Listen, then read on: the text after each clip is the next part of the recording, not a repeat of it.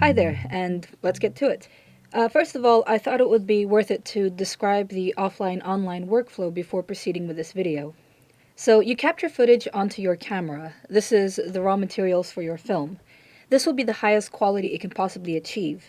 Now, usually there's already one step of compression occurring in camera as you're capturing the footage. This is when all of your visual data is being converted to ones and zeros and then being written into a certain bitrate or codec as indicated by you inside the camera settings. With raw footage, this compression does not occur, which is why you usually end up with massive file sizes for every clip, no matter how short. Other times, compression occurs when you apply visual effects to your footage, and then when your clips are worked on and then rendered out. So the bottom line is that we want to hang on to the original footage for as long as possible. But this can be quite inconvenient because on high-end cameras, this footage can require a lot of processing power. So a solution that's been devised that allows us to hang on to the quality of our clips while at the same time allowing for quicker editing workflows is to make copies of your footage at a lower quality, so using compression, work on those clips, and then simply relink the edit to the original footage when you're finished. That way the editing process itself will be very light and quick, but the final film will still use the original footage that you captured. I'm going to import some clips into my project. I've got two types of clips, 1920 by 1080 HD clips, and I've also got a series of 4K clips. So these are really good candidates for optimized media workflow. Two ways to create optimized media is manually, so I could right-click on the clip and select Generate Optimized Media. I can click and drag across multiple clips, right-click, and also generate optimized media. Now in a project that uses hundreds of clips, all with various resolution sizes, I might find it difficult to select all the individual clips that have 4K footage. In this case, it might be better to generate a smart bin. I'll be covering smart bins in a future video, but I'll generate one right now real quick. So add smart bin.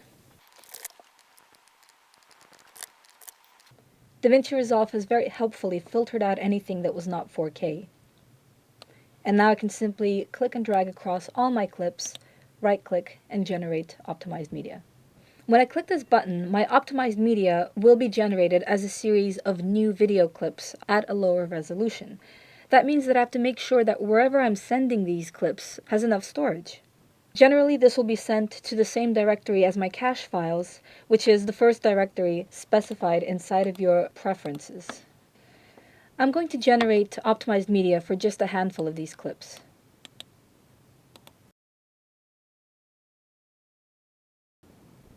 And we're done. To indicate what you want your optimized media settings to be, you'll need to go into your project settings, into the general options, and look inside the optimized media section. Choose automatically means your media will only be reduced if it's larger than your current timeline settings. So in my case, the timeline was 1920 by 1080 and my footage was 4K. But you could also very easily indicate a fraction of your original footage size.